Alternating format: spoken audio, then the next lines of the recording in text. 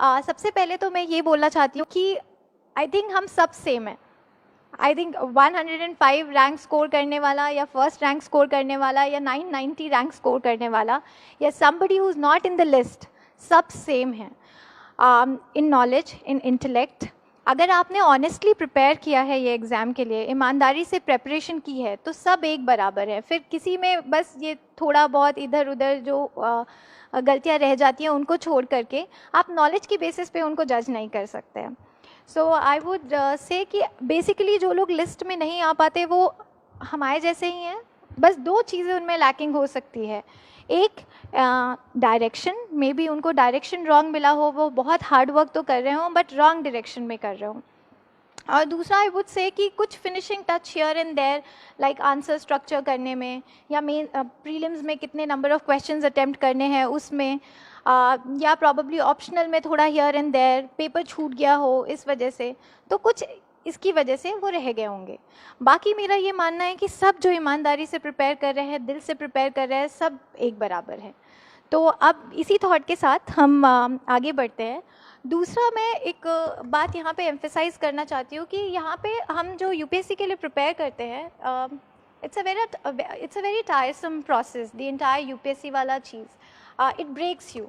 तो ये प्रोसेस में क्या होता है कि बहुत लोग ऐसे सोचते हैं कि हमारा एक बैकअप होना चाहिए, जो कि बहुत लाजमी भी है, होना भी चाहिए। Actually you need to have a backup, but I would like to say one thing, यहाँ पे मैं थोड़ा सा डिफ़र करती हूँ कि अगर आप शिद्दत से प्रिपेयर कर रहे हैं यूपीएससी के लिए, तो एटलीस्ट एक अटेम्प्ट ऐसा दे दीजिए जिसमें आप और कोई भी एग्ज़ाम्स नहीं दे रहे हो। ना ही आप एसएससी के बारे में वरी कर रहे हो, ना ही आप स्टेट सर्विसेज के बारे में वरी कर रहे हो, ना ही आईबी के बारे में वरी कर रहे हो। सो एक अटेम्प्ट ऐसा हो, एक साल ऐसा हो जिसमें आपने फुल फ्लेजेडली एकदम ध्यान अपना यूपीएससी को ही मान करके यूपीएससी पे ही डाला है और सिर्फ उसी के लिए प्रिपेयर कर रहे हैं। क्योंकि आप कितनी भी कोशिश करें, लोग कितना भी बोलें कि अरे यूपीएससी के लिए प्रिपेयर कर रहे हो, इतना हाई लेवल है, ये सारे एग्ज़ाम्स तो दे ही दोगे, I know people say that, but कुछ भी कहें, थोड़ा डिफरेंट उनकी पढ़ाई होती ही है, थोड़ा ज़्यादा फैक्चुअल होते हैं वो, और ना चाहते हुए भी आपके 15-20 दिन इधर उधर उनके लिए प्रिपेयर करने में या उनके लिए ट्रैवल करके जाके एग्ज़ाम सेंटर तक पहुँचने में आपके वेस्ट हो जाते हैं। सो मेरा पर्सनल ये मानना है कि एटलीस्ट एक अटेम्प्ट यूपीएससी को फुल फ्लेजेडली दे दीजिए। बाकी let's start talking about the preparation वाला फेज़। तो आई वुड से कि प्रीलिम्स के लिए तो टाइम बहुत कम बचा है, तो मैं प्रीलिम्स के बारे में ज़्यादा आपको नहीं बता पाऊँगी। आई वुड जस्ट से कि आप फुल कॉन्फिडेंस से जाइए। अब जितना प्रिपेयर हो गया है हो गया है, अब बस इससे ज़्यादा यू कैन नॉट डू। आप अपने मन में ये मान के चलिए कि आपका क्लियर हो रहा है, आपको जितना करना था आपने वो मेहनत कर दी, आपने अब वो डाल दिया, अब भगवान की इच्छा है और वो अच्छी होगी बिकॉज़ आपने मेहनत की है। तो आप फुल कॉन्फिडेंस के साथ जाइए, जो प्रिपेयर किया है उसको अच्छे से बार बार रिवाइज़ कीजिए। कुछ नया पढ़ने की ज़रूरत नहीं है इस टाइम में, जो पुराना टेस्ट सीरीज़ या कुछ भी जो सॉल्व किया है उसको थोड़ा रिवाइज़ कर लीजिए। एंड उस दिन जिस दिन आप एग्ज़ाम सेंटर में जा रहे हैं, उसके लिए मैं एक बात बोलना चाहती हूँ। उस दिन आपका माइंड फ्रेम ऐसा होना चाहिए कि बस अभी क्लियर हो रहा है ये एग्ज़ाम। इस कॉन्फिडेंस, इस जज्बे के साथ जाइए and I am sure you will come out with flying colours after the prelims.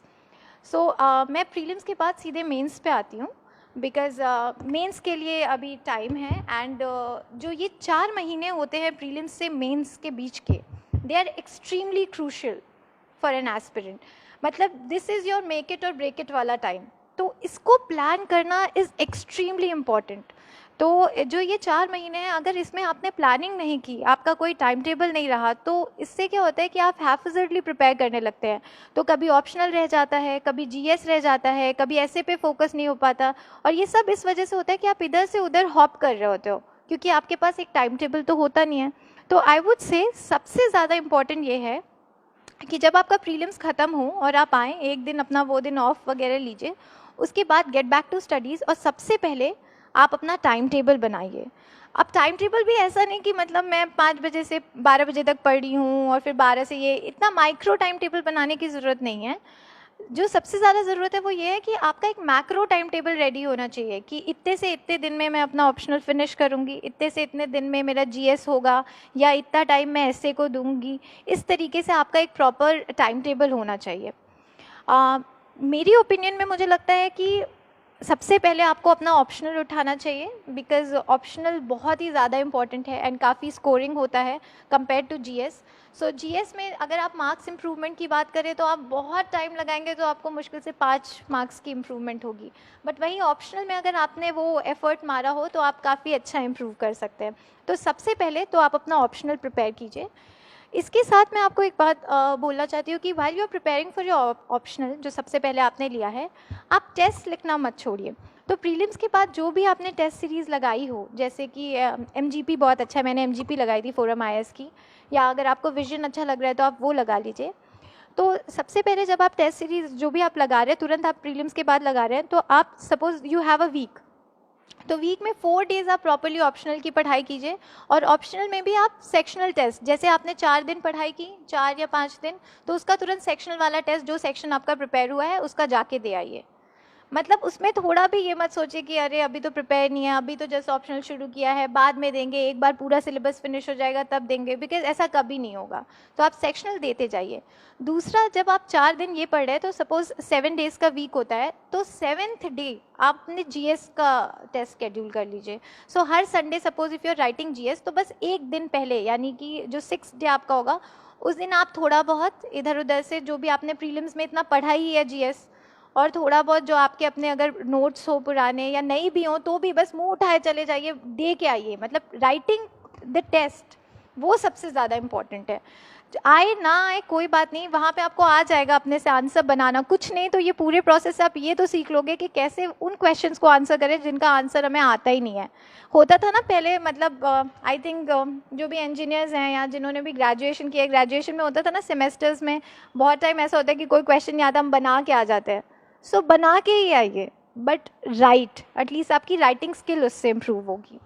So one is that. Once आपका ऑप्शनल जब फिनिश हो जाता है, then you can start full fledged GS का प्रेपरेशन। बिकॉज एक बार अगर ऑप्शनल पढ़ने का हो गया ना, पूरा आपने अच्छे से पढ़ लिया, तो उसके बाद आपको I think hardly a week लगेगा उसको वापस रिवाइज करने में। तो इसलिए जब ऑप्शनल आपका फिनिश हो जाता है, इट विल टेक अराउंड 20-25 और 1 मंथ व्हाटसोएवर, जो भी टाइम लग रहा है। उसके बाद आप अपना जीएस शुरू कर दीजिए। तो जीएस में मैं सबसे पहले बोलूँगी कि I think you should target ethics. Ethics में आपको क्या करना है कि मैंने तो एथिक्स वैसे पढ़ा नहीं था, तो मैं एथिक्स के बारे में आपको कुछ अच्छे से सजेस्ट नहीं कर पाऊँगी, because I am not the right person to do so. But आपको मैं ऐसा सजेस्ट नहीं कर रही हूँ। आपके जो भी नोट्स है, अगर आप वाजीराम फॉलो करते तो वाजीराम, या जो भी नोट्स है वहाँ से कर लीजिए, या अगर आपने अपने पहले बनाए हों तो उनको रेफ़र कर लीजिए। मेरा आइडिया ये था कि जो भी टॉपिक्स, जो भी सिलेबस में जो वर्ड्स लिखे हुए हैं एथिक्स के, उनको एक A4 शीट पे उनकी अपनी खुद की डेफिनेशन लिख के अपने एक नोट्स बना लीजिए, और उन हर वर्ड से रिलेटेड एक एग्जाम्पल आपके पास रेडी होना चाहिए। और ये सब आप पूरा काम फिनिश कर सकते हैं क्लोज टू 1 वीक में, ये सब हो जाएगा। So once you are done with ethics, आपका GS4 जब कंप्लीट हो जाए, तो उसके बाद आप GS1, 2, 3 इनकी तो साथ साइड बाय साइड प्रेपरेशन कर सकते हैं। And by that time market में मेंस 365 और ऐसी इस तरीके की काफ़ी बुकलेट्स आ जाएंगी, जिससे आपका GS पेपर 2 और 3 ऑलमोस्ट प्रिपेयर ही हो जाएगा। तो अभी आपका फोकस ये होना चाहिए कि जो बाद में जो ऑप्शनल के बाद वाला टाइम है, कि उसमें आप अपने हिसाब से अपनी सूटेबिलिटी के अकॉर्डिंग जीएस की प्रेपरेशन कर रहे हैं। And at the same time optional जो आपने प्रिपेयर किया था, जो सेक्शनल टेस्ट लिखते थे, वो अब आके छोड़ मत दीजिएगा। तो जो पहले आप जीएस के साथ करते थे, जैसे कि जीएस के साथ ऑप्शनल के टाइम में आप क्या करते थे कि वीक में एक दिन टेस्ट लिख रहे हैं, उसके एक दिन पहले बस रिवाइज कर रहे हैं।